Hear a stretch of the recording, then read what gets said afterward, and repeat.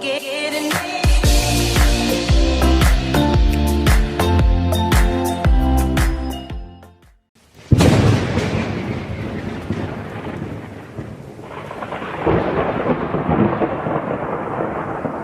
students, now after current electricity, we are starting with the chapter called electrostatics. Believe me, it is the most important topic. It's the most important, बहुत conceptual, बहुत lengthy topic है. I will try to cover many things in this, okay, which is important for NEET and JEE entrance point of view. Okay, तो चलो चालू करते हैं without wasting time. Electrostatic. Basically electro का मतलब होता है चार्ज, इलेक्ट्रो का मतलब होता है चार्ज, और स्टैटिक का मतलब होता है रेस्ट. तो इलेक्ट्रोस्टैटिक का मतलब होता है चार्ज एट रेस्ट. ठीक है, इलेक्ट्रोस्टैटिक का मतलब होता है चार्ज एट रेस्ट. तो इलेक्ट्रोस्टैटिक का मतलब हम डील करने वाले हैं सारे चार्जेस के बारे में जो रेस्ट में है. भाई चार्ज क्या है? Charge is the intrinsic property. Okay, intrinsic property मतलब इट्स अ लास्ट, मतलब इसके आगे कुछ नहीं है, सबसे बेसिक. अभी इसके नीचे और कोई प्रॉपर्टी नहीं हो सकती, तो वो इंट्रिंसिक प्रॉपर्टी है. Okay, to produce electric force between various object. Charge is an intrinsic property. It produces electric field. It also produces magnetic field between the objects.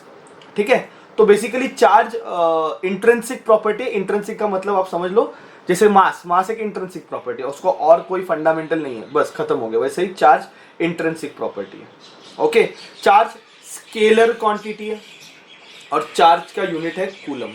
अभी आज हम इसमें सब पूरा बेसिक करने वाले हैं, तो सिर्फ इंफॉर्मेटिव लेक्चर से ज्यादा करके. There are two types of charges, you know, there is positive charge and negative charge. Okay, अभी like charges they repel each other and unlike charges they attract each other. This was the statement given by Benjamin Franklin. Okay, और इसको fundamental law of electrostatic बोलते हैं कि भाई positive है तो ripple करेंगे, पॉजिटिव नेगेटिव है तो अट्रैक्ट करेंगे. ठीक है, तो लाइक चार्जेस क्या करते हैं? अट्रैक्ट रिपल करते हैं, और अनलाइक चार्जेस क्या करते हैं? अनलाइक चार्जेस अट्रैक्ट करते हैं और लाइक चार्जेस रिपल करते हैं. ठीक है बच्चों,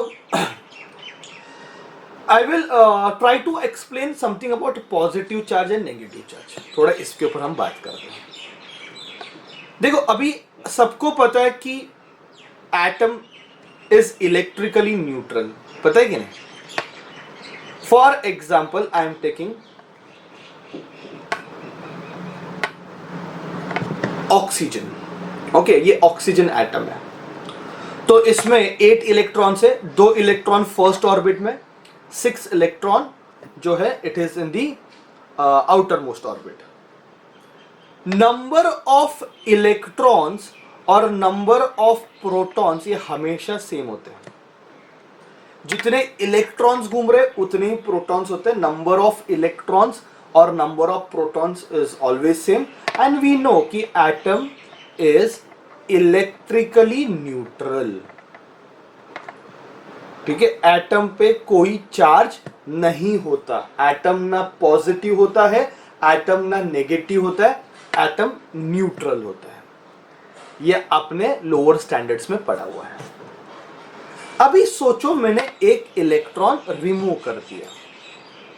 अगर मैंने एक इलेक्ट्रॉन रिमूव कर दिया तो नंबर ऑफ प्रोटॉन ये नंबर ऑफ इलेक्ट्रॉन से ज्यादा हो जाएंगे, है ना भाई? अभी ज्यादा प्रोटॉन हो गए. प्रोटॉन को तो आप निकल नहीं सकते क्योंकि प्रोटॉन की एनर्जी बहुत ज्यादा है, बाइंडिंग एनर्जी. तो प्रोटॉन को तो आप निकाल नहीं सकते. सोचो, इजीली निकाल सकते हो इलेक्ट्रॉन को, उनकी थोड़ी बाइंडिंग एनर्जी कम होती है. तो जैसे मैंने इलेक्ट्रॉन को निकाला, अभी पहले 8 प्रोटॉन से, मैंने ऑक्सीजन का एग्जांपल लिया है तो गारंटेडली 8 प्रोटॉन है, 8 इलेक्ट्रॉन है, बराबर कि नहीं? अभी एक इलेक्ट्रॉन निकालने से प्रोटॉन उतने ही है पर इलेक्ट्रॉन 7 हो गए. तो अब मुझे बताओ, इसके ऊपर एक पॉजिटिव चार्ज डेवलप होगा कि नहीं? तो पॉजिटिव चार्ज कब डेवलप होता है? When you remove electron from atom. अगर मैंने इलेक्ट्रॉन दे दिया एक्स्ट्रा, सोचो है ऑलरेडी एक और एक एक्स्ट्रा जबरदस्ती दे दिया एक इलेक्ट्रॉन को, इलेक्ट्रॉन देने से अभी नंबर ऑफ प्रोटॉन तो उतने रहने वाले, पर नंबर ऑफ इलेक्ट्रॉन बढ़ गए। Okay, so now I can say इसने कौन सा चार्ज गेन किया, नेगेटिव चार्ज गेन किया, क्योंकि नेगेटिव चार्जेस ज्यादा हो गए। ठीक है, देखो 3 पॉइंट बताया मैंने, एक्चुअल में तो जितने प्रोटॉन है उतने इलेक्ट्रॉन है, इलेक्ट्रॉन निकालने से प्रोटॉन ज्यादा हो जाता है, तो एटम पे पॉजिटिव चार्ज डेवलप होता है, और इलेक्ट्रॉन देने से इलेक्ट्रॉन्स ज्यादा हो जाते हैं, number of electrons will be more than number of proton, तो एटम पे नेगेटिव चार्ज डेवलप होता है। तो positive charge is developed when electrons are removed and negative charge is developed when electron is added, it is given to the atom. अब मैं आपको एक और क्वेश्चन पूछाता हूं कि मास किसका ज्यादा है, मास किसका ज्यादा है, पॉजिटिव चार्ज का मास ज्यादा बनेगा कि नेगेटिव चार्ज का मास ज्यादा बनेगा, थोड़ा सोच के बताओ। Yes, answer is positive charge का मास ये हमेशा कम होगा नेगेटिव चार्ज से, क्योंकि यहां पे हमने इलेक्ट्रॉन को निकाला ना। नो डाउट इलेक्ट्रॉन का एक नेग्लिजिबल मास होता है, पर इलेक्ट्रॉन को निकालने से मास तो कम हो गया। और नेगेटिव चार्ज कब बनता है, जब इलेक्ट्रॉन को आप ऐड करते हो, तो आप इलेक्ट्रॉन को आप ऐड कर रहे हो तो गारंटेडली क्या बनेगा, मास बढ़ेगा। ठीक है, तो ये भी चीज अब एक याद रखो, बेसिक है, आपको पता है। आज हम बात करेंगे थोड़े फ्रिक्शनल इलेक्ट्रिसिटी के बारे में, अलग अलग टॉपिक पे बात करेंगे, उसमें से एक है फ्रिक्शनल इलेक्ट्रिसिटी। बेसिकली एक्सपेरिमेंट करके आप देखो कि when glass rod is rubbed against silk, okay, या फिर plastic rod is rubbed with wool, okay, any way you can do. बचपन में वो किया रहेगा ना कि हम बाल पे ऐसे स्केल को घिसते थे और नजदीक लेके आते थे, छोटे छोटे कागज के टुकड़े, स्मॉल पीसेस ऑफ पेपर जाके चिपकते थे। तो वैसे एक सिल्क ले लो, उसके ऊपर ग्लास रॉड रब करो, ठीक है। सिल्क के इलेक्ट्रॉन, सुना मैंने क्या बोला, सिल्क के इलेक्ट्रॉन, सॉरी ग्लास रॉड के इलेक्ट्रॉन सिल्क पे जाके चिपक जाते हैं। ग्लास रॉड से इलेक्ट्रॉन सिल्क पे आपके चिपक जाते हैं, जिनकी वर्क फंक्शन लेस होती है वो जल्दी इलेक्ट्रॉन लॉस करते हैं। ये जो आउटर मोस्ट ऑर्बिट में जो इलेक्ट्रॉन है, मेरा बात अच्छे से सुनना, मैं आपको थोड़ा इलेक्ट्रॉनिक थ्योरी बताने का कोशिश कर रहा हूं, ठीक है। ये आउटर मोस्ट ऑर्बिट में जो इलेक्ट्रॉन है, इसके ऊपर फोर्स लगाया है, किसने लगाया, न्यूक्लियस ने। तो इसको रिमूव करने के लिए हमें वर्क करना पड़ेगा, क्योंकि भाई इसने तो पकड़ के रखा है इस इलेक्ट्रॉन को, नो डाउट लूजली बॉन्ड रहेगा आउटर मोस्ट ऑर्बिट में, पर पकड़ के तो रखा ही है। पर अगर इस इलेक्ट्रॉन को रिमूव करना है तो मुझे एनर्जी देनी पड़ेगी, मुझे वर्क करना पड़ेगा, उसको हम बोलते हैं वर्क फंक्शन। क्या बोलते हैं हम उसको, वर्क फंक्शन। अभी सोचो बच्चों लोग कि ये जो बॉन्डिंग चल रही है, ये जो बॉन्डिंग चल रही है, ये अगर लूजली बॉन्ड है तो वर्क फंक्शन कम रहेगा, ये फटक से रिमूव हो जाएगा। और अगर ये बॉन्ड थोड़ा स्ट्रांग रहेगा तो वर्क फंक्शन ज्यादा रहेगा, ज्यादा एनर्जी लगेगा इसको रिमूव करने के लिए। तो आउटर मोस्ट ऑर्बिट को रिमूव करने के लिए, ऑर्बिट आउटर मोस्ट ऑर्बिट से इलेक्ट्रॉन को रिमूव करने के लिए हमें वर्क करना पड़ेगा। वो वर्क कितना करना पड़ेगा, इट डिपेंड्स कि उसका न्यूक्लियस के साथ बॉन्ड कैसे है। अगर ये बॉन्ड बहुत स्ट्रांग है तो ज्यादा वर्क करना पड़ेगा, अगर ये बॉन्ड वीक है तो कम वर्क करना पड़ेगा। आप समझ रहे हो। तो ग्लास रॉड का वर्क फंक्शन सिल्क से कम है, तो ग्लास रॉड से इलेक्ट्रॉन निकल के सिल्क पे चिपक जाते। अभी मैंने क्या किया, ग्लास रॉड को सिल्क के ऊपर रब किया है, तो दोनों में फ्रिक्शन डेवलप हुआ, and because of that friction there is a transfer of charge, my dear student. There is transfer of charge. The charges are transferred from glass rod to silk. इसमें कोई डाउट? तो electron ही transfer होता है। तो glass rod पे कौन सा charge develop होता है? Positive charge. और सिल्क पे कौन सा चार्ज डेवलप होता है? Negative charge. किसके वजह से हुआ? रब करने से हुआ, इसलिए इसको फ्रिक्शनल इलेक्ट्रिसिटी बोलते हैं। सिमिलरली जब मैं प्लास्टिक रॉड को वुल पे रब करता हूं, अब मैं आपको बता रहा हूं कि प्लास्टिक रॉड का वर्क फंक्शन ज्यादा है। प्लास्टिक रॉड का अगर वर्क फंक्शन ज्यादा है तो वुल के इलेक्ट्रॉन जाके प्लास्टिक को चिपकेंगे, क्योंकि अभी इधर के इलेक्ट्रॉन तो स्ट्रांगली बॉन्ड है, बराबर कि नहीं? तो वुल एज कंपेयर टू वुल, इन दोनों में कंपैरिजन चल रहा है। प्लास्टिक और वुल में अगर मैं कंपेयर कर रहा हूं तो इसका वर्क फंक्शन स्ट्रांग है, इसका न्यूक्लियस के बॉन्ड स्ट्रांग है, ठीक है, इलेक्ट्रॉन और न्यूक्लियस में। तो क्या करता है? वुल के बेचारे के इलेक्ट्रॉन जाके प्लास्टिक को चिपक जाते हैं, तो प्लास्टिक क्या गेन करता है? नेगेटिव चार्ज, ओके, और वुल क्या गेन करेगा? Positive charge. तो ये चार्जेस डेवलप क्यों हो रहे हैं? Because of rubbing, because of friction. इसलिए इसको बोलते हैं फ्रिक्शनल इलेक्ट्रिसिटी। क्या बोलते हैं इसको? Frictional electricity. ठीक है बच्चों, चलो आगे बढ़ते। बेसिक है, ये पॉइंट याद रखो।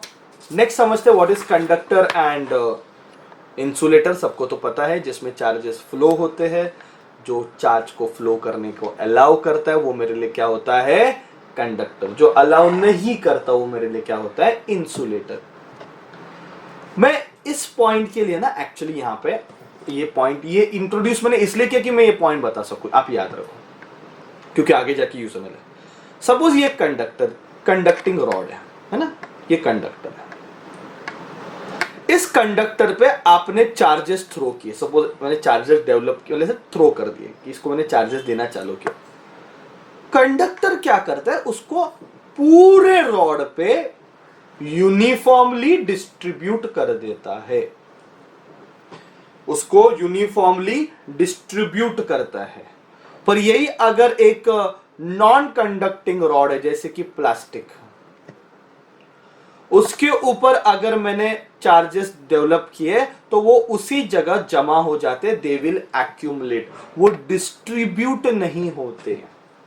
आप समझ रहे हो मैं क्या बोल रहा हूं? कंडक्टर में आपने एक जगह पे चार्ज दिया तो वो सब जगह पे वो चार्जेस ऐसे पूरी तरह से डिस्ट्रीब्यूट हो जाते हैं, फैल जाते हैं। यहां पे डिस्ट्रीब्यूट नहीं, यहां पे जमा हो जाते हैं, यहां पे एक्यूमुलेट हो जाते हैं, है ना, क्योंकि ये नॉन कंडक्टर है और ये कंडक्टर है। अभी आप प्लास्टिक अपना ये मेटल का रॉड ले लो, मेटल का, देखो मैं क्या बोल रहा हूं, मेटल का रॉड ले लो, ओके, और मेटल के रॉड को सिल्क के ऊपर रब करो, उस पर कोई चार्ज डेवलप नहीं होता है। रब कर रहे हो, रब कर रहे हो, रब कर रहे हो, कोई चार्ज ही डेवलप नहीं हो रहा है। तू बोल रहे सर ऐसे कैसे फ्रिक्शनल इलेक्ट्रिसिटी क्यों नहीं हो रहा है? मैं रब तो कर रहा हूं, तो चार्ज क्यों नहीं डेवलप हो रहा है? मेटल रॉड को इतना जोर जोर से खींच रहा हूं, नहीं डेवलप हो रहा है। क्यों? क्योंकि आपने उसको ऐसा हाथ से पकड़ा है। तो मेटल रॉड पे अगर सपोज ये मेटल का रॉड है और आप ऐसे सिल्क पे घिस रहे हो इसको, तो चार्जेस क्या होंगे? आपके बॉडी से, you are a good conductor, आपके बॉडी से अर्थ में चले जाएंगे। तो क्योंकि वो डिस्ट्रीब्यूट करता है ना, तो चार्जेस जमा नहीं, मतलब वो डिस्ट्रीब्यूट हो जाएंगे, डिस्ट्रीब्यूट होके वो अर्थ की तरफ चले जाएंगे। Because you are good conductor, it will pass through you towards earth. ठीक है? हाँ, पर अगर इस मेटल के रॉड को मैंने एक प्लास्टिक का हैंडल लगाया या फिर ऐसा सपोज रबर का हैंडल लगाया और फिर मैंने उसको रब किया सिल्क बिल पे, तो उसके ऊपर चार्जेस डेवलप हो जाएंगे, फिर कुछ ट्रांसफर होने का चांस नहीं है। आप समझ रहे हो?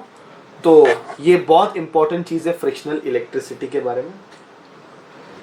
इलेक्ट्रोस्टैटिक इंडक्शन का मतलब, कि इंडक्शन का मतलब याद रखो, एकदम सिंपल। इंडक्शन का मतलब सपोज एक बॉडी है, एक रॉड है, और इसके सामने मैंने एक भयानक चार्ज बॉडी लेके, एक मजबूत बहुत बहुत चार्ज बॉडी, बहुत चार्ज बॉडी, बहुत चार्ज बॉडी, ठीक है? तो ऐसे चार्ज बॉडी में लेके आया, तो क्या हो जाएगा बच्चों? इंडक्शन, इसने अपनी फील्ड बनाई है, यहां पे पूरा अपना फील्ड बनाया, तो इस रॉड के नेगेटिव चार्जेस इस तरफ आ जाते हैं, क्योंकि ये सारे पॉजिटिव है, तो जितने नेगेटिव चार्जेस सब इस तरफ आ गए। ठीक है, क्योंकि फील्ड बन गया। तो इस जगह पे इलेक्ट्रॉन का डेफिशिएंसी आ गया, क्योंकि इलेक्ट्रॉन्स यहां चले गए, तो ये वाला एंड क्या बन गया, पॉजिटिव बन गया। तो ये वाला एंड पॉजिटिव बन गया, ये वाला एंड क्या बन गया, नेगेटिव बन गया। तूने टच नहीं किया, you have not touch this rod, आपने सिर्फ ये रॉड को इस रॉड के नजदीक लेके आए। तो because of this electric field what created by this rod, इसके चार्जेस इस तरफ आए और इस एंड पे आके जमा हो गए। तो ये एंड नेगेटिव बन गया और यहां पे ये एंड क्या बन गया, पॉजिटिव हो गया। इस फिनोमेना को बोलते हैं इंडक्शन। क्या बोलते हैं इसको, इंडक्शन। फॉर एग्जाम्पल ये एक प्लेट है, ये एक प्लेट है और इसके सामने मैंने और एक प्लेट लाई जो कि चार्ज्ड है। ये चार्ज नहीं है पर ये पूरी तरह से चार्ज्ड है।